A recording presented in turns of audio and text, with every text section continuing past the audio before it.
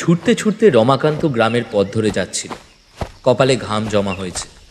হাতের গামছাটায় কপালের সেই বিন্দু বিন্দু ঘাম মুছে নিয়ে রমাকান্ত ছুটছিল যতটা দ্রুত ছোটা যায়। বয়স হয়েছে, তাছাড়া একটা পায়ে বাতের ব্যথা ধরে মাঝে মধ্যে। এভাবে তো আর খুব বেশি জোরে ছোটা যায় না। তবুও সেভাবেই ছুটতে ছুটতে রমাকান্তের সাথে দেখা হলো ইকবালের। ইকবাল তাকে বলল, আরে রমাকান্ত যে, তা এইভাবে ছুটতে ছুটতে চললে কোথায়? রমাকান্তের দাঁড়িয়ে তার সাথে কথা বলার মতো সময় ছিল না। ছুটতে ছুটতেই কোনো রকমে পেছনের দিকে তাকিয়ে সে বলল, মেয়েটার কাল সকাল থেকে ভীষণ জ্বর। কাল কবিরাজ দেখিয়েছিলাম, সন্ধেবেলা একটু কমলো বটে, আবার রাতেরবেলা সে যে কে সেই। একবার ঠাকুরমশাইয়ের বাড়িতে যাচ্ছি, দেখি যদি ঠাকুরমশাই কিছু একটা করতে পারেন। এত সকালে কি ঠাকুর মশাই ওঠে? তা গিয়ে দেখতে পারো, আজ তো আবার শনিবার। রমাকান্ত সেই আশাতেই সকাল সকাল বেরিয়ে পড়েছে। সূর্যের আলোটা এখনো ভালোভাবে ফুটে উঠতে পারেনি। পূব আকাশে লাল ছটা লাগতে শুরু করেছে সবে মাত্র। গোটা রাত রমাকান্ত এরকমভাবে জেগেছিল। এবার না গেলেই নয়। ঠাকুরমশাইয়ের বাড়ির সামনে এসে দেখল ঘরের দরজাটা বন্ধ। তাই দেখে রমাকান্তের বুকের ভেতরটা কেমন যেন ছ্যাঁত করে উঠল। আর একটুও দেরি করতে চায় না সে। দরজায় ধাক্কা দিতে দিতে প্রায় গলা চড়িয়ে ডাকল রমাকান্ত, ঠাকুরমশাই, ও ঠাকুরমশাই। ভেতর থেকে প্রথমে ঘুম জড়ানো গলায় কে যেন বলে উঠল, কে ভাইরে, কে ডাকে? ঠাকুরমশাই, আমি রমাকান্ত। এই একবার শীঘ্রই বাইরে আসতে হবে, বড় বিপদে পড়ে গেছি ঠাকুরমশাই। রমাকান্ত কথা শেষ করে দাওয়ার এক পাশে এসে থমকে দাঁড়ায়। মনের মধ্যে হাজার চিন্তা ঘুরতে থাকে তার। একটু পরেই ঘরের দরজা খোলার শব্দ হতে ভেতরে তাকিয়ে দেখে মাথা নিচু করে দরজা দিয়ে বাইরে বেরিয়ে আসে ভৈরব তান্ত্রিক। ফর্সা টকটকে গায়ের রং, লম্বা রিজু চেহারা, খালি গায়ে, শরীরে একটা সাদা রঙের কাপড় জড়ানো, নিম্নাঙ্গে লাল রঙের কাপড়। মাথার মাঝখানে একটা টাক দেখা দিতে শুরু করেছে। মাথার লম্বা চুল কালো হয়ে রয়েছে এখনো। মুখে গোবদারির জঙ্গল। বাইরে এসে দাঁড়িয়ে ঘুম চোখে ঠাকুরমশাই বলল, কি ব্যাপার রমাকান্ত, তোমার মুখটা এমন লাগছে কেন? কার কি বিপদ হলো? রমাকান্ত আর দাঁড়িয়ে থাকতে পারে না। ঝট করে ঠাকুরমশাইয়ের পায়ের ওপর হুমড়ি খেয়ে পড়ে। তারপর বলে, ঠাকুরমশাই, ঠাকুরমশাই, শীঘ্রই একবার আপনাকে যেতে হবে। আমার মেয়েটার কাল সকাল থেকে ভীষণ জ্বর ঠাকুরমশাই, কিছুতেই কমছে না। দয়া করে একবার আমার সঙ্গে চলুন। তার জ্বর যখন, একবার নিতু কবিরাজকে দেখাও না কেন? আমি কি করব বলো তো? নিতু কবিরাজকে তো দেখিয়েছি ঠাকুরমশাই, কিন্তু তার ওষুধ খেয়ে জ্বর কমলো না, উল্টে আবার সে জ্বর আরও বেড়ে গেছে। দুদিন আগে রাতের বেলা জ্বরটা প্রথম এসেছিল, তখন এতটা বাড়াবাড়ি হবে বুঝতে পারিনি ঠাকুরমশাই। কথাটা শুনে ঠাকুরমশাইয়ের চোখটা কেমন যেন কুঁচকে গেল প্রথমে। ঘুমটা তার এখনো ছাড়েনি, কিন্তু রমাকান্তের কথা শুনে বেশ একটা চিন্তা তার মধ্যে জমা হয়েছে। দাওয়ার একপাশের তালপাতার চাটাইখান নামিয়ে নিয়ে রমাকান্তকে বসতে বলল। তারপর রমাকান্ত বলল, না ঠাকুরমশাই, এখন বসার একদম সময় নেই। আপনি তাড়াতাড়ি চলুন, আপনি তাড়াতাড়ি চলুন আমার সঙ্গে ঠাকুরমশাই। আমায় তুমি সবটা বলো রমাকান্ত, তারপর যদি প্রয়োজন হয় আমি যাব। কিন্তু আমি কি করব বলো তো? আমি ডাক্তার না কবিরাজ যে তোমার মেয়ের রোগ সারিয়ে দেবো বলো? দেখো, শহরে গেলে তুমি ডাক্তার পাবে আর গ্রামে পাবে কবিরাজ। আমি তো তার একটাও নই। কেন হেয়ালি করছেন ঠাকুরমশাই? আমার বউ বলেছে মেয়েটার সেই সব হাওয়া বাতাস লেগেছে। আসলে ওই মঙ্গলবার সন্ধ্যাবেলা দিঘির পাড়ের দিকে গিয়েছিল সে, আর ঠিক তারপর থেকেই তো এমনটা। এই কথাটা শুনে ঠাকুরমশাইয়ের দুটো চোখ বড় বড় হয়ে গেল। মঙ্গলবার দিঘির পাড়ে গিয়েছিল? কিন্তু রমাকান্ত, তোমার মেয়ের বয়স তো মাত্র 8 বছর, তা রাতের বেলায় বাইরে বেরোলো কেন? সবই আমার কপাল ঠাকুরমশাই, সবই আমার কপাল। মেয়েটা একদম কথা শোনে না। বউটা ঘুমিয়ে পড়েছিল বিকেলের দিকে, আর ঠিক তখনই বেরিয়ে পড়েছিল হয়তো। আমি বাড়িতে এসে মেয়েটাকে দেখতে না পেয়ে বউকে ডেকে তুলি, আর তারপরে এবার কথাটা শুনে কিন্তু ঠাকুরমশাই আর চুপ করে দাঁড়িয়ে থাকতে পারে না। তাড়াতাড়ি ঘরের দরজার আগলটা তুলে দিয়ে সে বলল, চলো তো রমাকান্ত, একবার তোমার বাড়িতে গিয়ে দেখি। ব্যাপারটা আমার ঠিক সুবিধার বলে মনে হচ্ছে না।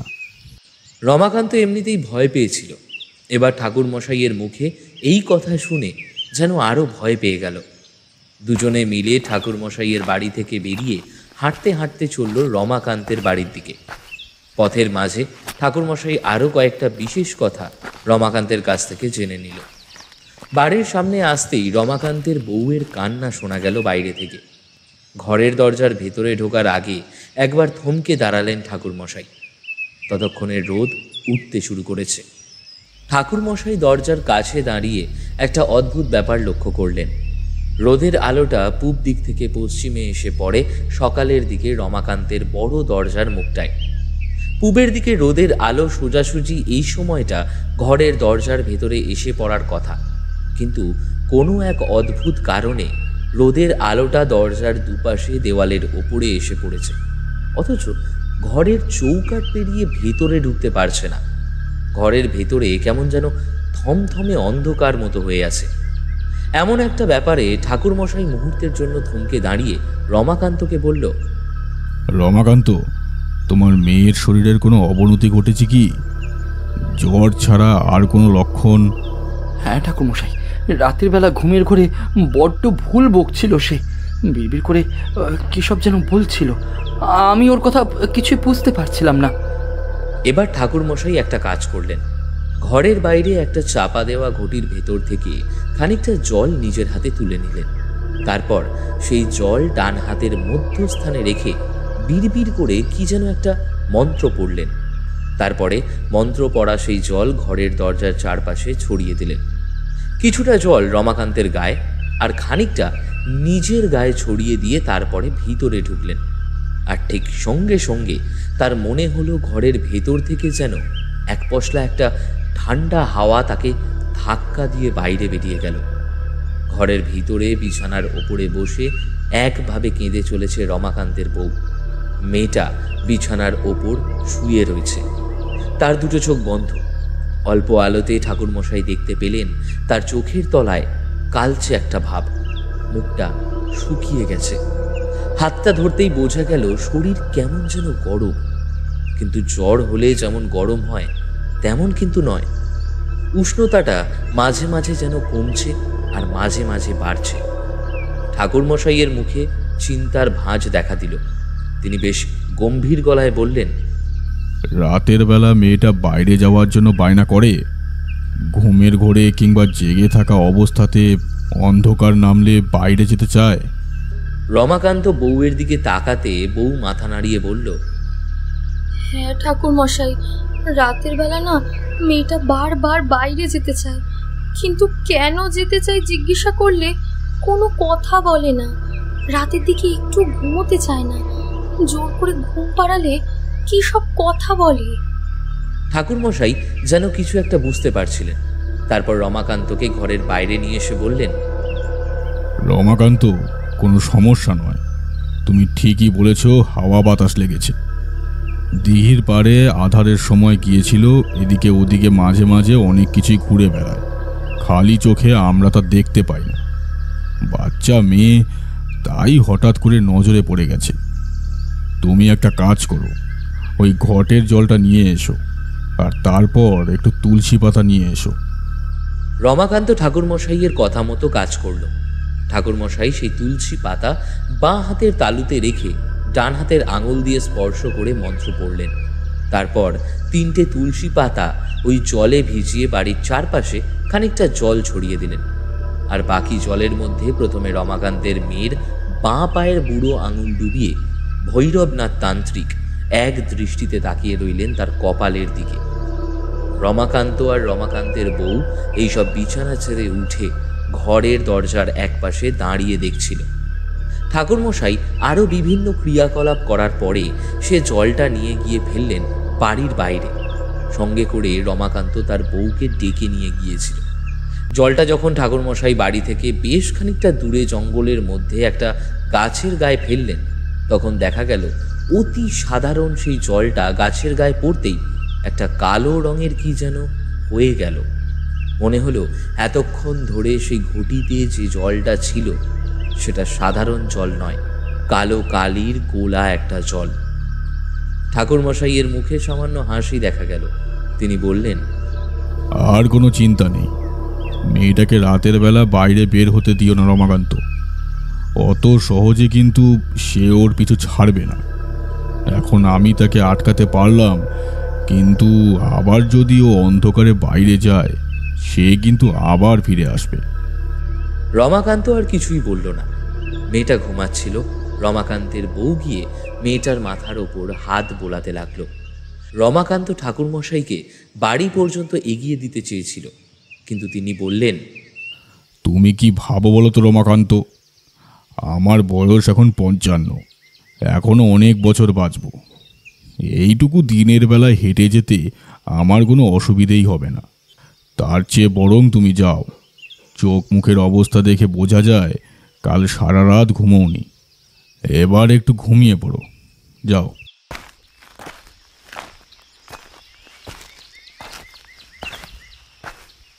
কথাটা বলে ঠাকুরমশাই যেই রমাকান্তের বাড়ি থেকে বাইরে বেরিয়েছে, অমনি নজর পড়ল পথের একপাশে দাঁড়িয়ে জীবন মিটিমিটি হাসছে। জীবন ঠাকুরমশাইকে দেখে গলা তুলে বলল, সুপ্রভাত ঠাকুরমশাই। তা আজকে এত সকাল সকাল কোথায় গিয়েছিলেন ঠাকুরমশাই? সকালে উঠে তো আপনি আগে স্নান করেন, তারপর সূর্য প্রণাম করেন, তারপর পুজো। আরে জীবন, তোমায় তো আগেই বলেছি প্রতিদিন একরকম হয় না। ঘুম থেকে ওঠার আগেও তুমি যা ভেবে চলেছ তার সমস্তটাই ঘুম থেকে ওঠার পরে একরকমভাবে হতে পারে না। ঠিক এমনটাই আজ হয়েছিল, বুঝলে। আসলে রমাকান্তর মেয়ের একটু শরীরটা সামান্য খারাপ হয়েছিল, তাই আমাকে আসতে হলো আর কি। ও আচ্ছা, তা আজকে বাড়িতে থাকবেন তো, না অন্য কোথাও আবার যাবেন? আজ আমিও বাড়িতে আছি, ভাবছিলাম আপনার ওখানে একবারটি যাব, ওই দুপুরের দিকে। অনেকদিন আপনার কাছ থেকে বেশ জমিয়ে একটা গল্প শোনা হয়নি। ঠাকুরমশাই হাঁটতে লাগলেন। জীবন তার পাশে পাশে হাঁটতে লাগলো। হাঁটতে হাঁটতে ঠাকুরমশাই বললেন, জীবন, তুমি সেই একই রকম রয়ে গেলে। কতবার তোমায় বলেছি আমি যা বলি তা কোনোটাই গল্প নয়। হে, আমি যা দেখেছি বা শুনেছি সে সবই তোমায় বলি, আর কাউকে বলতে ইচ্ছে করে না। আসলে তুমি যেভাবে আমার সমস্ত কথাগুলো মন দিয়ে শোনো, বোঝার চেষ্টা করো, সেভাবে আর কেউ বোঝে না। সবাই নিজের বিপদের সময় আমার কাছে এসে দাঁড়ায়, অথচ বিপদ মিটে গেলে আর মনে রাখে না। একটা দীর্ঘশ্বাস ছেড়ে ঠাকুরমশাই শেষের কথাগুলো বললেন। জীবন বুঝতে পারল ঠাকুরমশাইয়ের দুঃখটা ঠিক কোথায়। নিঃসঙ্গ একটা মানুষের দুঃখ যেখানে থাকে ঠিক সেইখানে। জীবন কুমোরের ছেলে।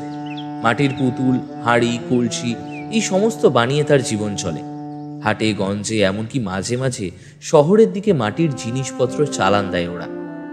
জীবনের কাজ খুব বেশি থাকে না, বাড়িতে কাজের জন্য অনেকেই আছে। তাছাড়া গ্রামের অনেকে মিলে একটা কুমোর গোষ্ঠী তৈরি করেছে। তার হিসেবপত্র, মালপত্র নিয়ে যাওয়া, নিয়ে আসা, এই সমস্ত কাজ জীবনকে সামলাতে হয়। গ্রামের পাঠশালায় এবং এক মামার সাহায্যে শহরে গিয়ে কয়েক বছর জীবন পড়াশোনা করেছিল, আর তাতেই এই সমস্ত কাজ সে দেখতে পারে। আজকের দুপুরে ঠাকুরমশাইয়ের বাড়ি যাওয়ার কথা বলে সে একসময় নিজের বাড়ির পথ ধরল। ঠাকুরমশাই হাঁটতে হাঁটতে ফিরে এলো নিজের ঘরে। ঘরে ঢোকার আগে একবার থমকে দাঁড়ালো, তারপর এক দৃষ্টিতে তাকিয়ে রইল নিজের বাড়িটার দিকে। চারপাশে বাঁশের বেড়া দিয়ে ঘেরা, সামনে পেছনে এমনকি দুপাশে খানিকটা ফাঁকা জায়গা। সামনে ফাঁকা জায়গাতে তিনি নিজের হাতে বাগান তৈরি করেছেন। সবজি, তরকারি, এমনকি ফুলও সেখানে রয়েছে। একপাশে একটা ছোট্ট জ্বালা ঘরের মতো মন্দির, সেখানে মা কালীর মূর্তি তিনি নিজের হাতে প্রতিষ্ঠা করেছেন। ঠাকুরমশাইয়ের পাশাপাশি দুটো ঘর, একটা ঘরে রান্না বান্না সমস্ত কাজ করা হয়, আর একটা ঘরে তিনি নিজে ঘুমান। তাছাড়া লম্বা একটা বারান্দা রয়েছে পেছনের দিকে, আর রয়েছে স্নান কক্ষ। তবুও গোটা বাড়িটা যেন ফাঁকা ফাঁকা বলে মনে হয়। যে ছিল সেও বছর কয়েক আগে চলে গেছে। এই ফাঁকা বাড়িতে থাকতে থাকতে মাঝে মাঝে তিনি হাঁপিয়ে ওঠেন, ভাবেন কি দরকার এখানে থাকার, আবার সেই আগের মতো বেরিয়ে পড়লেই তো হয়। কিন্তু তারপরেই বুঝতে পারেন এই সংসার তাকে কেমন যেন বেঁধে ফেলেছে। আশা বৃষ্টি আর সংসারের বাঁধন থেকে বেরিয়ে যাওয়াটা সহজ ব্যাপার নয়। এটা হলো হরিদেবপুর গ্রাম। এর আশেপাশে জেলে, বাগদি, চাষি, কোমর, কামারের বাড়িগুলো। তারপর এই রমাকান্ত, জীবন মুখুজ্জে, হরিহর, তারপর কালিনার, সবাই যেন কবে তার অনেক আপন হয়ে গিয়েছে। এসব ভাবতে ভাবতে একটা দীর্ঘশ্বাস ফেলে ঘরের ভেতরে ঢুকে এলো ভৈরবনাথ তান্ত্রিক। বড্ড দেরি হয়ে গেছে, এখনই নদীতে গিয়ে স্নান করতে হবে, তারপরে পুজো সেরে রান্না করতে হবে।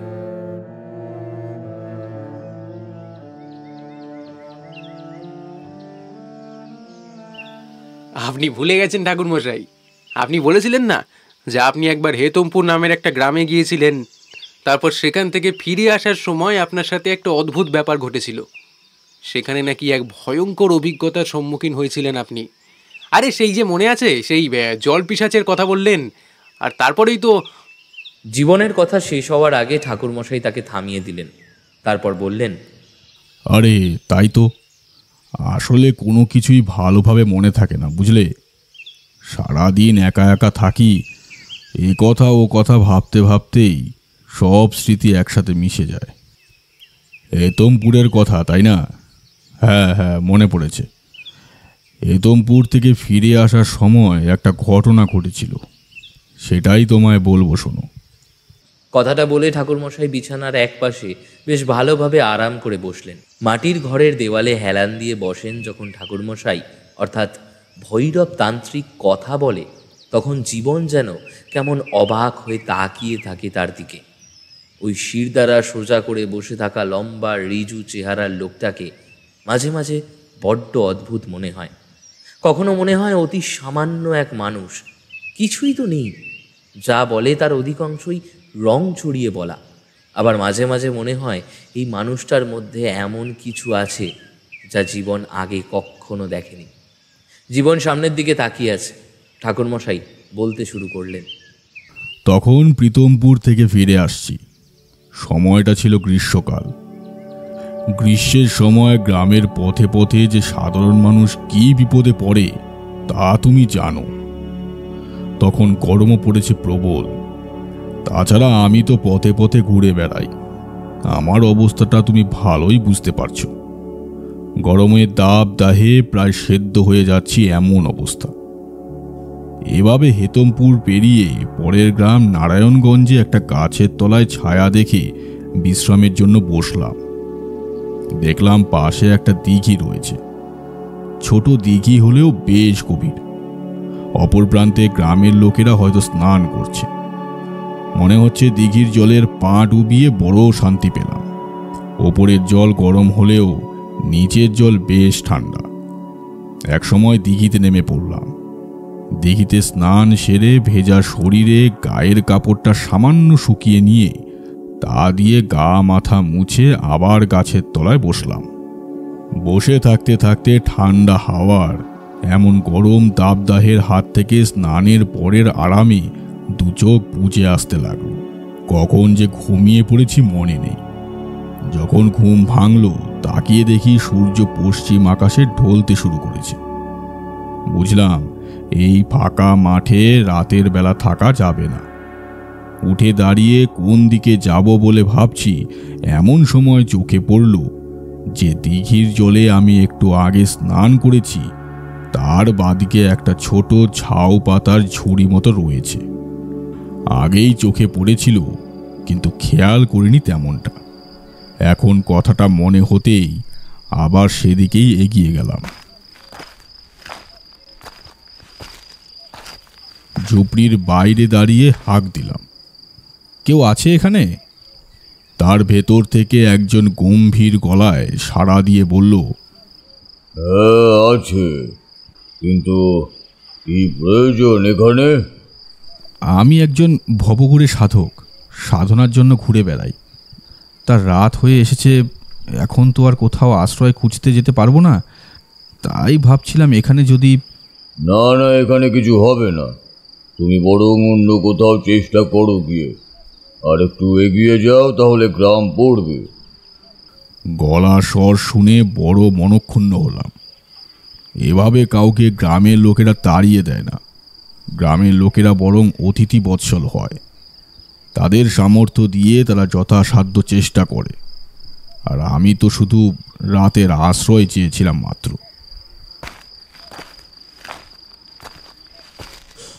রুষ্ট মনে বেশ খানিকটা হেঁটে চলে এসেছি, এমন সময় পিছন থেকে আবার সেই গলাটা শুনতে পেলাম। বলি, তুমি কি চলে গেলে নাকি? ডাক শুনে পেছনে তাকালাম। তখন বিকেল পড়তে শুরু করেছে। পশ্চিম আকাশে রোদের আলোটা লালচে হয়ে যেন গোটা আকাশে আবার নতুন করে ছড়িয়ে পড়তে যায়। পেছনে তাকিয়ে দেখি যে বেরিয়ে এসেছে তার মুখের দাড়ি ধবধবে সাদা, মাথার চুল সাদা হয়ে এসেছে, মাথায় একটা জটা। অবাক হয়ে গেলাম তাকে দেখে। তার পরনে একটা গেরুয়া রঙের কাপড়। দেখলেই এক মুহূর্তের মধ্যে বোঝা যাবে যে এ কোনো সাধু সন্ন্যাসী ছাড়া আর অন্য কেউ হয় না। মুখে একটা শান্ত হাসি। আমার দিকে খানিকটা এগিয়ে এসে সে বলল, ওভাবে তাড়িয়ে দিলাম বলে বড় বিরক্ত হয়েছো আমার উপর, কি তাই তো? আসলে একটা বিশেষ কারণে তোমায় আমি থাকতে নিষেধ করছিলাম, কিন্তু দেখে তো মনে হচ্ছে তুমি একজন সাধক। তা তোমার দীক্ষা কি হয়েছে? যে সময়ের কথা বলছি শুধু দীক্ষা নয়, তখন বেশ কিছু সাধনা আমি করেছি। তবে তখনও পর্যন্ত কোনো সাধনাতেই আমি সিদ্ধিলাভ করে উঠতে পারিনি। শুধু তাই নয়, এমন কোনো ক্ষমতাও আমি লাভ করিনি যা অতি নিম্ন স্তরের সাধুদের কাছেও থাকে। প্রথম প্রথম যেমন তান্ত্রিক কিংবা সাধুরা চেষ্টা করে চলে, আমিও তেমনি চেষ্টা করে চলেছি। তবে ভালো কোনো গুরুদেব তখনও আমি পাইনি। সেসব কথা তাকে আমি বললাম না, শুধু বললাম, আজ থেকে বছর 5 আগে আমার দীক্ষা হয়েছে, কিন্তু আপনিও যে একজন সাধক বলে মনে হচ্ছে। তাহলে তো আর কোনো কথাই নেই, চলে এসো। তুমি সাধক যখন, তোমার থাকতে কোনো অসুবিধা হবে না। তবে শুধু একটা কথা, রাতের বেলা যদি বাইরে কিছু দেখতে পাও কিংবা শুনতে পাও, বাইরে কিন্তু বেরিয়ে আসবে না। তুমি ভালো করে জেনে রাখো যে তুমি বিপদে পড়েছ, তাই তোমাকে স্থান দিচ্ছি। কৌতূহল দেখাতে পারবে না কিন্তু বাবু। অগত্যা আমি রাজি হতে তার ঘরে স্থান পেলাম। দেখতে দেখতে বাইরে আধার নেমে এলো। একটা আলোর কুপি জ্বালালো সেই সাধক। দেখে বুঝতে পারলাম ঘরের চারপাশে আরো অনেক কিছু ছড়িয়ে ছিটিয়ে রয়েছে। রান্নার সামগ্রী, মাটির তেল, একটা লম্ফ, এমনকি একটা কাপড়ের পুটলি পর্যন্ত। আমি বললাম, আপনি এখানে অনেক দিন আছেন তাই না? 3 বছর 2 মাস 7 দিন হয়ে গেল। তার আসার কথা আছে, কিন্তু সে এখনো এলো না। সে এলেই আমি এখান থেকে চলে যাব। আমি অবাক হয়ে গেলাম তার কথা শুনে। 3 বছর 2 মাস 7 দিন ধরে সে কার অপেক্ষা করে চলেছে? আমি বেশ অবাক হয়ে জিজ্ঞেস করলাম, আপনি এখানে এতদিন ধরে কার জন্য অপেক্ষা করছেন? যার অপেক্ষা করছি তাকে কি বলবো? তা বুঝতে পারছি না। আসলে সাধনা তন্ত্রে তুমি কতটা জানো তা তো আমি ঠিক জানি না। তবে এটা শুনে রাখো, যার জন্য অপেক্ষা করছি সে কোনো মানুষ নয়, সে কোনো দেবদেবীও নয়, এক অতি নিম্ন স্তরের পিশাচিনী। আসলে এক গোপন সাধনা করে চলেছি আমি এখানে, আর তার দেখা পেলে আমার সে সাধনা সম্পূর্ণ হবে। তবে তাতে অনেক বিপদও রয়েছে। তাই তোমায় বললাম, তুমি রাতের বেলা যদি কিছু শোনো কিংবা দেখো, তাহলে বাইরে বেরিয়ে আসবে না। লোকটার কথা শুনে আমি অবাক হয়ে গেলাম। এতদিন ধরে সে এই স্থানে সাধনা করে চলেছে। এই দিঘির পাড় ছাড়া এখানে জনবসতি কিচ্ছু নেই, চারপাশটা ফাঁকা। এখানে ঢোকার আগেই তার চোখে পড়েছিল আমার। কিন্তু কুড়ে ঘরের পেছনের দিকের ফাঁকা বিস্তৃত জমি বহুদূর পর্যন্ত এগিয়ে গেছে, তবে জমিটা কেমন যেন মরা। কৌতূহল হলেও তাকে আর কিছু বললাম না, চুপ করে সেই ঘরেই বসে রইলাম। রাতের দিকে সে আমায় কলা খেতে দিল, তারপরে সেদ্ধ ভাত আর একটা সবজির মতো খেতে দিল, সেটাও সেদ্ধ। খাওয়া দাওয়া শেষ করে সে এসে আমায় তার নিজের কথা বলতে লাগলো। তুমি জানো জীবন, আমি নিজের কথা বলা কখনোই পছন্দ করি না, তবে সেদিন আমি বলেছিলাম কারণ সে নিজেও আমায় তার বিষয়ে বলছে। এভাবেই বেশ কিছুক্ষণ কেটে যাওয়ার পর লোকটা বলল, তুমি আবার শুয়ে পড়ো, বুঝলে? আমায় একটু বেরোতে হবে, ওই পেছনের দিকেই যাব একটু, তবে তুমি কিন্তু বেরিও না। আমায় এ কথা বলে সে কাপড়ের পুটলিটা নিয়ে সেখান থেকে চলে গেল। আমি বেশ কিছুক্ষণ বসে রইলাম প্রথমে, তারপর এক সময় তালপাতার ওপরে শুয়ে পড়লাম বটে, কিন্তু ঘুম আসতে চাইল না। কি যেন একটা কৌতূহল বারবার মাথার মধ্যে ঘুরতে লাগলো। যত রাত বাড়তে লাগলো তত চারপাশটা যেন অন্ধকার হয়ে আসতে লাগলো। আর ঠিক তখনই আমার মনে পড়ল আজ হলো অমাবস্যা। কাল রাতে হেতমপুর গ্রামে একজনের কাছে যা শুনেছিলাম, তাহলে আজই অমাবস্যার রাতে কোন সাধনা করতে গেল ওই সাধক? আচ্ছা, সে যদি লুকিয়েই কোনো সাধনা করে থাকে, তাহলে সে আপনাকে সেসব কথা বলতে গেল কেন? আপনি তো একজন সাধু, তাই হয়তো সে আপনাকে ওখানে রাখতে চেয়েছিল, সেই ঘর পাহারা দেওয়ার জন্য, রাতের বেলা যাতে কেউ সেখানে না আসতে পারে। প্রথমে আমিও কিছু বুঝতে পারিনি। অনেক রাতের দিকে বোধহয় চোখ লেগে এসেছিল। একটা শব্দ শুনে চোখটা খুলে গেল। তাড়াতাড়ি উঠে বসতেই বুঝতে পারলাম চারপাশটা আরও অন্ধকার হয়ে এসেছে। আর ঠিক তখনই বুঝতে পারলাম ঘরের বাইরে কে যেন ঘরটাকে গোল করে আস্তে আস্তে প্রদক্ষিণ করছে। আমি চুপ করে বসে রইলাম। ঘরের দরজাটা আগেই ভেজিয়ে দিয়েছিলাম। দরজা বলতে ওই পাতা দিয়ে তৈরি কোনো রকমের আর কি। সে দরজা ঠেলে মানুষ কেন, গরু ছাগল পর্যন্ত ভেতরে ঢুকে আসতে পারবে। কিন্তু বাইরে যে ঘুরতে লাগলো, সে শুধু আস্তে আস্তে ঘুরেই যাচ্ছে, কিছুই করছে না, ঘরে আসার চেষ্টাও করছে না। আমি অবাক হলাম। একবার গলা তুলে বললাম, কে কে আছো বাইরে? হঠাৎ করেই বাইরে থেকে একটা চাপা হাসির শব্দ শোনা গেল। কেউ যেন হাসতে হাসতে বলছে, আমি এসেছি, আমাকে আমাকে ভেতরে ঢুকতে দিবি না? গলাটা শুনে আমি বুঝতে পেরেছিলাম যে বাইরে থেকে কথা বলছে আর হাসছে সে কিছুতেই মানুষ হতে পারে না। হঠাৎ করেই আমার সাধুর বলা কথাগুলো মনে পড়ে গেল। সাধু বলেছিল বাইরে যাই হয়ে যাক না কেন, আমি যেন কিছুতেই বাইরে না আসি। বারবার মনে হতে লাগলো সাধু এমন কি সাধনা করছে যার জন্য বাইরে এমন একটা কিছু এসে উপস্থিত হয়েছে যে মানুষ নয়। বললাম, তুমি যেই হও, আমি তোমাকে ঘরের ভেতরে ঢুকতে দিতে পারবো না। তুমি চলে যাও এখান থেকে। এই গৃহ আমার নয়। এই গৃহস্বামী যখন ফিরে আসবে তখন আমি তোমায় দরজা খুলে দেব। তোর গৃহস্বামী আমায় চেনে, তুই আমায় দরজা খুলে দে, আমি ভেতরে ঢুকতে চাই। খুলে দে বলছি। তার গলায় যেন একটা গর্জন শুনতে পাচ্ছিলাম।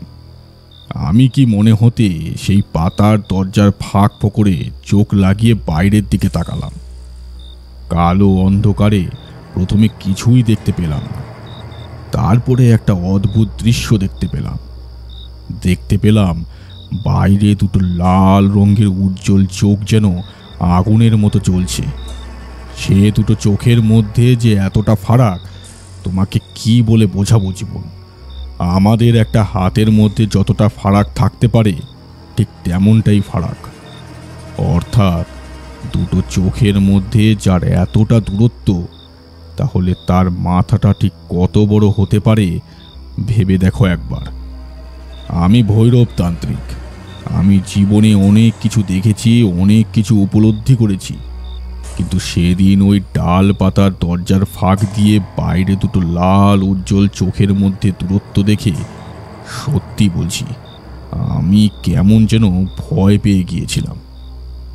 আর ঠিক তখনই বাইরে থেকে সে আবার হেসে বলে উঠল, আমায় তুই আটকাতে পারবি না। এখনো বলছি, দরজা খুলে দে, নইলে তোর চরম সর্বনাশ হবে। সত্যি বলতে ওই দুটো লাল রঙের চোখ দেখার পর আমার যে কি হয়েছিল আমি কিছুই বুঝতে পারলাম না। যেন শরীরের মধ্যে সমস্ত প্রতিরোধ শক্তি ভেঙে চড়ে যাচ্ছিল।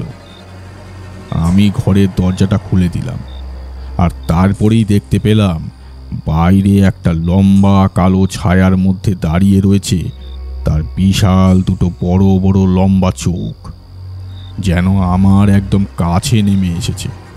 একটা ঠান্ডা বাতাস আমার গায়ে এসে লাগতে লাগলো। তার সঙ্গে সেই হাসিতে চারপাশটা ভরে উঠতে লাগলো।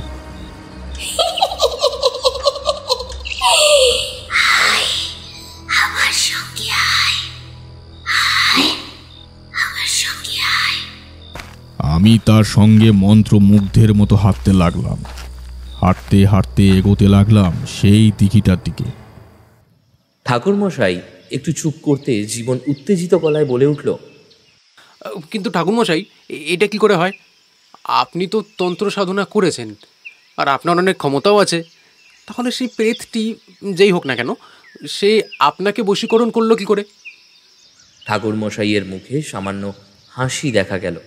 সেভাবেই তিনি বললেন, তখন তো সে সমস্ত বোঝার মতো মনের অবস্থা আমার ছিল না।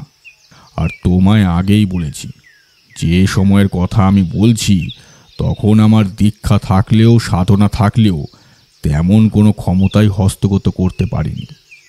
সে যাই হোক, আমি হাঁটতে হাঁটতে এগিয়ে চলেছি সেই দিঘিটার দিকে। তবে মনের মধ্যে কোথায় যেন আমার ভেতরেই আমার একটা সত্তা তখনও জাগ্রত রয়েছিল। সে বারবার আমায় বারণ করে চলেছিল, ভৈরব, কি করছিস ভৈরব? যাস না, ওদিকে যাস না।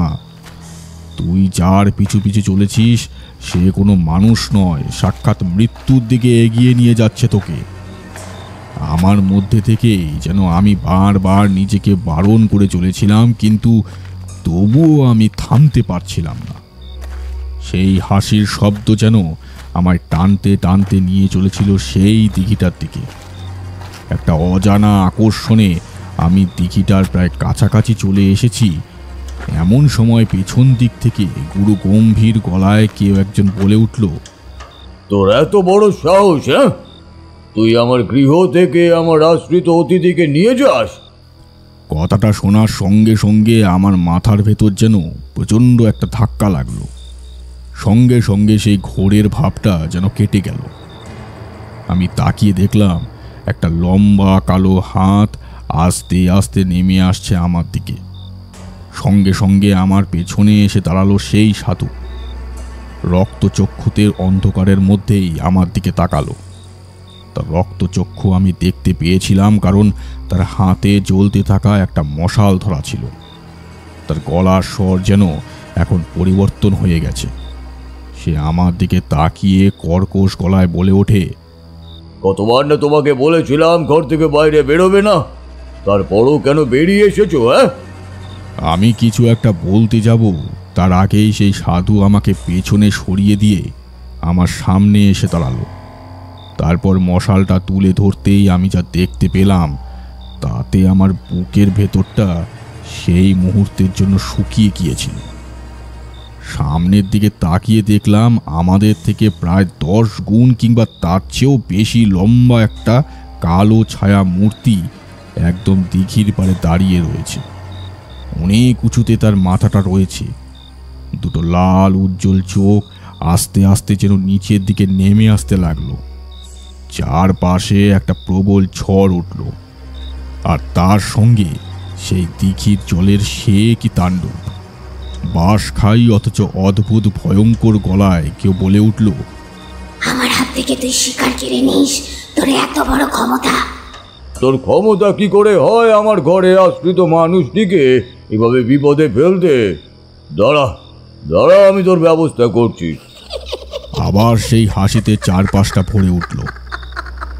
আমি সাধুর পিছনে দাঁড়িয়ে সেই বীভৎস সাক্ষাৎ মূর্তিটিকে দেখে চলেছি, আর মনে মনে ভাবছি, যদি সাধু সময় মতো না আসতো তাহলে হয়তো ওই দিঘির জলে এতক্ষণে আমি ডুবে মরতাম।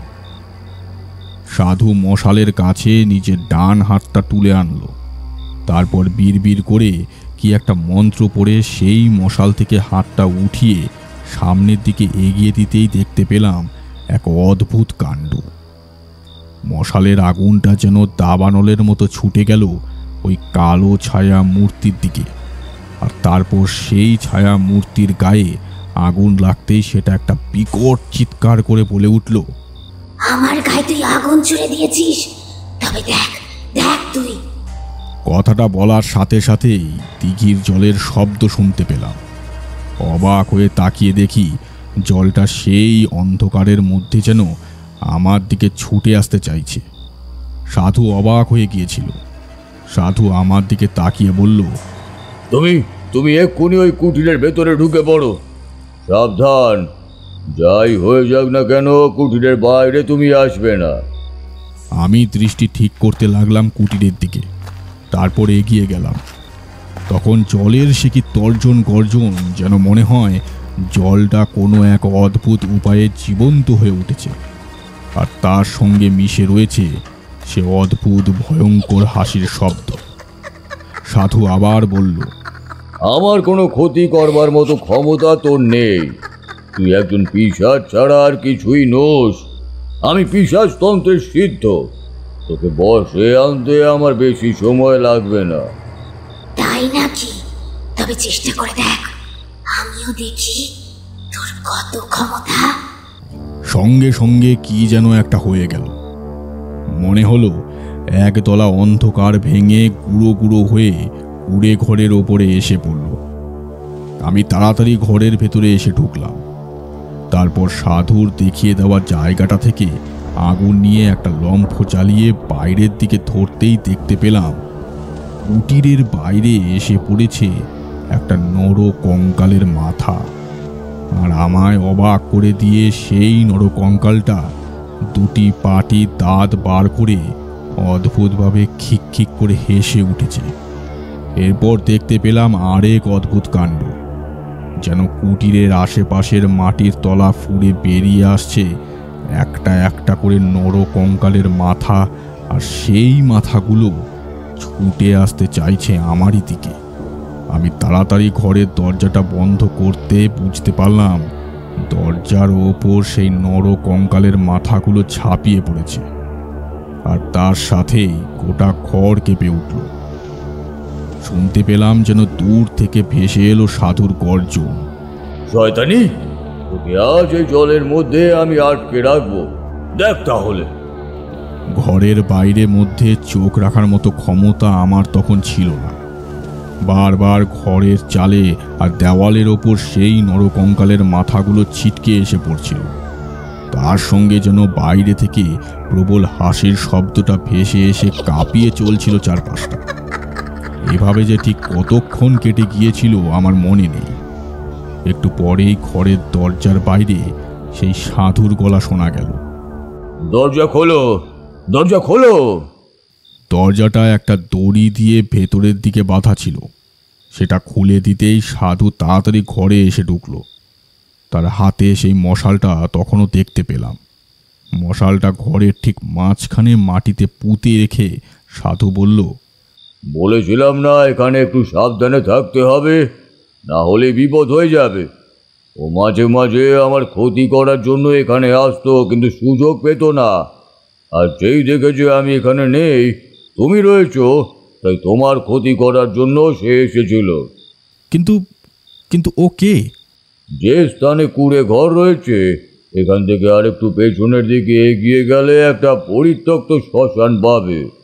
সেখানেই আমি আমার সাধনা করি। এই স্থানটা খুব একটা ভালো নয়, এই কারণেই তোমায় আমি সাবধান করে দিয়ে গিয়েছিলাম। কিন্তু এমন একটা ব্যাপার যে ঘটে যাবে তা আমি ভাবতে পারিনি।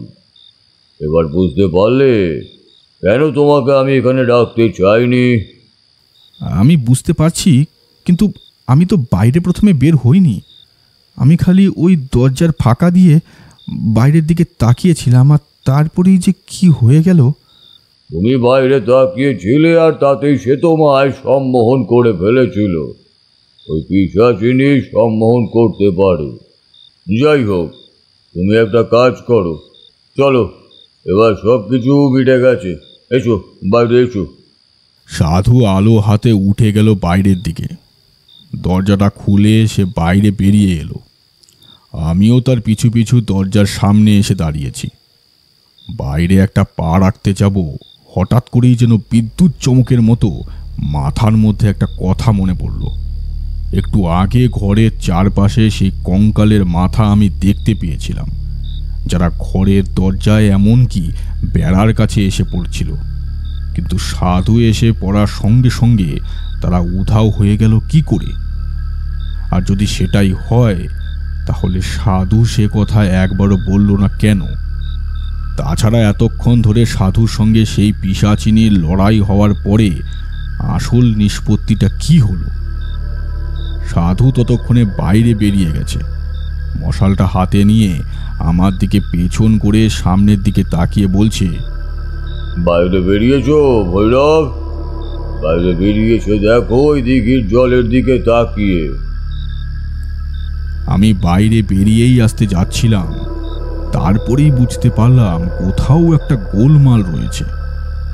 এই সাধু আমার নাম জানলো কি করে? এতক্ষণের মধ্যে আমি একবারও তাকে আমার নাম বলিনি। আর আরও একটি ব্যাপার, যে সাধু ঘরের ভেতর ঢোকার পর থেকে তার মুখটা আমি একবারও ভালোভাবে দেখতে পাইনি, অথচ মশালের আলো তার হাতেই ছিল। সে আমার সঙ্গে কথা বলে চলেছে, অথচ তার মুখের দিকে সরাসরি আমি তাকিয়েও তাকে দেখতে পারিনি। কি একটা মনে হতেই আমি বলে উঠলাম, আপনি আপনি কে? আপনি সেই সাধু নন। আপনি আপনি নিশ্চয়ই অন্য কেউ। সেই সাধু কোথায়? সেই সাধু এখনো সেই দিঘির পাড়েই রয়েছে, তাই না? হঠাৎ করে কি যেন একটা হয়ে গেল। চারপাশটা সামান্য উজ্জ্বল হয়ে উঠল। একটা গরম ভাব ছড়িয়ে পড়েছিল চারপাশে। হঠাৎ করে দেখতে পেলাম বাইরের মশালের আলো একটা বার দপ করে জ্বলেই আবার নিভে গেল। সঙ্গে সঙ্গে ঠান্ডা বাতাস এসে ঘরের ভেতর ঢুকতে লাগলো। আর তার সঙ্গে দেখতে পেলাম আমার প্রায় পায়ের কাছে এসে পড়েছে কতগুলো নর কঙ্কালের মাথা। বাইরে থেকে আবার ভেসে এলো সেই হাসির শব্দটা। এক অদ্ভুত গলা ভেসে এলো, ধরে ফেলেছিস আমায়, ধরে ফেলেছিস। কি করে ধরলি? হ্যাঁ, কি করে? সেই সাধুকে যে আমি ওই দিঘির পাড়ে রেখে এসেছি, সে আমার সঙ্গে এখনো লড়াই করে চলছে, আর আমি এখানে। এবার বুঝেছিস তো? এবার বুঝেছিস তো আমার ক্ষমতা? হ্যাঁ, আমি তার ক্ষমতা বুঝতে পেরেছিলাম, তাই সঙ্গে সঙ্গে আবার ঘরের দরজাটা বন্ধ করে দিলাম। ঘরের ওপর আবার ধাক্কা দিতে লাগলো সেই নর কঙ্কালের মাথাগুলো। মুহূর্তের জন্য যদি আমি ভুল করেই ঘরের বাইরে পা রাখতাম, তাহলে হয়তো একটা বড় বিপদ ঘটে যেত। বাইরে সে আবার অদ্ভুতভাবে হাসতে লাগলো। আমি ঘরের ভেতরে বসে চিৎকার করে বলতে লাগলাম, চলে যাও, চলে যাও এখান থেকে, চলে যাও বলছি। তারপর চোখ বন্ধ করে মনে মনে মা কালীকে ডাকতে লাগলাম। তোমাকে তো আমি আগেই বলেছি, সেই ছোটবেলা থেকেই যখনই আমি কোনো বিপদে পড়েছি তখনই আমি মা কালীকে স্মরণ করি। মা কালী মাঝে মাঝে আমার স্বপ্নে এসে দেখা দেন। তোমরা হয়তো কেউ বিশ্বাস করবে না, কিন্তু মাঝে মাঝে স্বপ্নে মা কালীর সঙ্গে আমি নিজেও কথা বলতে পারি। তবে সমস্তটাই আমার অবচেতন মন বলে তা আমি বুঝি। ঠাকুরমশাই থামলেন। তারপর বিছানার একপাশে টুলের ওপর রাখা জলের ঘটি থেকে ঢকঢক করে খানিকটা জল খেলেন। একটানা এতগুলো কথা বলে তার গলা শুকিয়ে এসছে। অদ্ভুত ব্যাপার। আপনি যদি আরেকটু ভুল করতেন তাহলেই হয়তো বিপদ একটা ঘটে যেত, কিন্তু আপনি প্রথমে বুঝতে পারলেন না ব্যাপারটা। আমি হয়তো কিছুই বুঝতে পারতাম না, কিন্তু সেই প্রেত সাধুর বেশ নিয়ে যখন কথা বলছিল তখন কথায় কথায় আমায় এমন একটা কথা সে বলে ফেলেছিল যেটাতেই তাকে ধরিয়ে দিল। সেই প্রেত সাধুর বেশে আমায় বলে ফেলেছিল ওই প্রেতের আসল ক্ষমতা হলো সম্মোহন। সম্মোহন করে সে এমন অনেক কিছু দেখাতে পারে যা আসল নয়। এটা বুঝতে পারছিলাম যে ওই সাধুর কোনো ক্ষতি করার ক্ষমতা প্রেতের না থাকলেও নিশ্চয়ই সম্মোহনী শক্তিতে সে এমন কিছু করেছে যাতে সেই সাধু সেখানেই আটকে পড়েছে। আর আমার তো তখন এমন ক্ষমতাও নেই যে সাধুকে সাহায্য করব। প্রায় ভোর রাত পর্যন্ত সেই ঘরের মধ্যে আমি জেগে বসে রইলাম। মাঝে মাঝে বাইরে থেকে সেই হাসির শব্দ আর চিৎকার ভেসে আসছিল। শেষ রাতের দিকে সেসব বন্ধ হয়ে এলো। আমি বাইরে বেরিয়ে যখন দেখলাম অন্ধকার কেটে সূর্যের আলো ফুটতে শুরু করেছে, ছুটতে ছুটতে এগিয়ে গেলাম সে দিঘির কাছে। গিয়ে দেখতে পেলাম জলের মধ্যে পানা কচুরি শ্যাওলা জলজ গাছপালায় ঘেরা আটকা পড়ে আছে সেই সাধু। চুপ করে সে বসেছিল জলের মধ্যে, মাথাটা জল থেকে ওপরে তুলে রেখেছিল। আমায় দেখতে পেয়ে তার মুখে একটা অদ্ভুত হাসি দেখা গেল। আমি এগিয়ে গিয়ে বললাম, তন্ত্র ক্ষমতা দিয়ে পিশাচকে হারাতে পারলেন, অথচ এই জলের কচুরিপানার কাছে হেরে গেলেন। সাধুর মুখটা খালি জলের বাইরে ছিল। সেভাবেই মুখের হাসিটা রেখে তিনি বললেন, বুঝলে, পৃথিবীতে মাঝে মাঝে এমন অনেক কিছুই ঘটে যার কোনো ব্যাখ্যা খুঁজে পাওয়া যায় না। না হলে আমি কি আর দুটো চোখ ভেবে জলের মধ্যে ঝাঁপিয়ে পড়ি? ভেবেছিলাম মশালটা দিয়ে তার শরীরে আগুন লাগিয়ে দেব। যাই হোক, বাকিটা না হয় পরেই শুনবে, আগে তোলো আমায়। সে কি, পিশাচের চোখ থেকে শেষে কিনা জলের মধ্যে কচুরিপানা? ঠাকুরমশাইয়ের মুখে একটা হাসি দেখা গেল। ওই সাধুর জায়গায় যদি অন্য কেউ হতো, সেই সময় যদি আমি হতাম, তাহলে আমি হয়তো গোটা রাত ওভাবে ওই জলের মধ্যে ভয়ে আধমরা হয়ে যেতাম।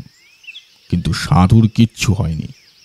জল থেকে উঠে আসতেই দেখেছিলাম তার পায়ের তলাটা সাদা হয়ে গেছে। ওই দিঘির জলে স্নান সেরে কাপড় বদলে নিয়ে রোদে বসে সাধু আমায় সমস্ত কথা বলেছিল। যখন সেই পিশাচকে তিনি প্রায় হারিয়ে ফেলেছেন, এমন সময় তিনি দেখতে পেলেন সেই পিশাচিনীটা সামান্য ডান দিকে সরে নিচে নেমে এসেছে। তার মনে হয়েছিল দিঘির জলে নেমে পড়েছে, তাই তিনিও মশালটা তার গায়ে লাগিয়ে দেওয়ার জন্য সামান্য এগিয়েছেন, আর তখনই জলের মধ্যে গিয়ে পড়েছিলেন। সরাসরি তার কোনো ক্ষতি করার ক্ষমতা ওই পিশাচিনীর ছিল না, তাই সে এভাবে সাধুকে জলের মাঝে আটকে রাখে। আর তারপরে সে এসেছিল আমার কাছে। কিন্তু আমি যখন তাকে বললাম কিভাবে সেই পিশাচিনী আমাকে নিয়ে যেতে চেয়েছিল, তখন সে ভীষণ অবাক হয়ে গেল। আমার দিকে তাকিয়ে বলল, তুমি তো বললে তোমার দীক্ষা হয়েছে বছর 5 আগে, তাও তো ক্ষমতা তোমার কাছে খুব একটা আছে বলেও তো মনে হয় না। কিন্তু সেই পিশাচিনী অতি ভয়ঙ্কর, তাকে তুমি এভাবে ফাঁকি দিলে কি করে? সকালের প্রথম আলোয় আমার মুখটা হাসিতে ভরে উঠল। বললাম, আমি ভৈরবতান্ত্রিক। মা কালী আমার সহায়। মা কালী আমার কাছে যতক্ষণ আছে ততক্ষণ কোনো অপশক্তি আমার কোনো ক্ষতি করতে পারবে না। সাধু আমার দিকে তাকিয়ে হাসল, তারপর আমায় তার সাধনার কথা বলল। বুঝতে পারলাম সে ওই শ্মশানের সব সাধনা করার চেষ্টা করছে, আর যার জন্য সে অপেক্ষা করছে সে আসলে এমন এক অপদেবী যার কথা আমাদের তন্ত্রে রয়েছে কর্ণপিশাচিনী। ওই কর্ণপিশাচিনীর ক্ষমতা অনেক, কিন্তু ওই কর্ণপিশাচিনীর সাধনা করা অতি মারাত্মক। ঠিকভাবে সাধনা করতে না পারলে কিংবা সামান্যতম ভুল হলেই কর্ণপিশাচিনী সাধকের প্রাণ নিয়ে নেয়। সেই সাধনাই সে করে চলেছে। কিন্তু এ সাধনা কেন? এই সাধনায় তো বিস্তর বিপদ রয়েছে। বিপদে তোয়াক্কা করলে তো ঘরে বসেই থাকতাম। আজ 15 বছর এ পথে রয়েছি। তোমার তো সবে শুরু। যখন আস্তে আস্তে ক্ষমতা অর্জন করবে, সমস্ত কিছুই জানতে পারবে, তখন বুঝবে এ পথে বিপদে তোয়াক্কা করলে হয় না। তবে হ্যাঁ, তুমি বরং বেরিয়ে পড়ো। এই স্থানে থাকলে সে আবার তোমার উপর আক্রমণ করতে পারে। আমার কোনো ক্ষতি সে করতে পারবে না। তাছাড়া এক স্থানে 2 সাধকের থাকা চলে না। কাল সাধনা আমি করতে পারিনি, কোনো কারণে বিঘ্ন ঘটছিল বারবার, তাই তাড়াতাড়ি ফিরে এসেছিলাম। বুঝতে পারছিলাম সাধুর কথা মিথ্যা নয়, তাই সেদিনই সেই স্থান ছেড়ে চলে গেলাম। তবে সেই কৃষ্ণের কথা অনেক দিন পর্যন্ত আমার মনে ছিল। বারবার মনে পড়ছিল সেই রাতের কথা। সেই রাতে ওই সাধুর বেশে এসে পিশাচিনী আমায় ঘর থেকে আরেকটু হলেই বাইরে বার করে নিচ্ছিল। যদি সেটা হতো তাহলে আজ আর তোমার সামনে বসে থাকতে পারতাম না, বুঝলে? আচ্ছা, কিন্তু আপনি কি নিশ্চিত যে সেই মুহূর্তে কেউ আপনার মধ্যে থেকে আপনাকে বারণ করেছিল? ঠাকুরমশাই খোলা জানলাটা দিয়ে বাইরের দিকে তাকালেন। তারপর অন্য মনস্কের মতো যেন বলে উঠলেন, জীবনের চরম বিপদের সময় প্রতিবারই কে যেন আমায় সাহায্য করে দিয়ে গেছে। কখনো মনে হয়েছে আমার ঠিক পেছনে কেউ এসে দাঁড়িয়েছে, কখনো মনে হয়েছে আমার মাথার ভেতর থেকে কেউ যেন আমার পথের সন্ধান দিয়ে দিচ্ছে। কি হয়েছে তা কিছুই জানি না, তবে সঠিক সময়ে সঠিকভাবে একটা আভাস আমি পেয়ে যেতাম। তাই তো বলি, জীবন সর্বদা মানুষের সাহায্য করে চলো। দেখবে এই সাহায্যই কোনো না কোনো দিন তোমার কাছে অন্য রূপে ফিরে আসবে। আমার গোটা পরিবার সর্বদা সবার সাহায্যের জন্য প্রস্তুত থাকত। হয়তো তাদের সেই পুণ্যের কারণেই আমি প্রতিবার বিপদ থেকে ফিরে আসতাম। তাছাড়া মা কালীর আশীর্বাদ তো আমার ওপরেই ছিল। জীবন উঠে পড়ল, বলল, বেরিয়ে পড়ি ঠাকুরমশাই, কালকে আবার একবার শহরে যেতে হবে। আবার সময় করে অন্য একদিন আসবো না হয় আপনার কাছে গল্প শুনতে। জীবন বেরিয়ে যাচ্ছিল। হঠাৎ দরজার কাছে থমকে দাঁড়িয়ে ভৈরব তান্ত্রিককে বলল, ও হ্যাঁ, আচ্ছা, এই সেই পিশাচিনীর নামটা কি ছিল ঠাকুরমশাই? সে পিশাচিনীর নাম আমি জানতাম না, তবে সেই সাধু আমায় বলেছিল ওই পিশাচিনীকে তন্ত্রে ডাকা হয় মায়া পিশাচিনী বলে। জীবন বেরিয়ে পড়ল। ঠাকুরমশাই বিছানার ওপর অনেকক্ষণ বসে রইল। বারবার তার মনে পড়ছিল রমাকান্তের মেয়ের কথা। মেয়েটার আবার কোনো বিপদ হবে না তো?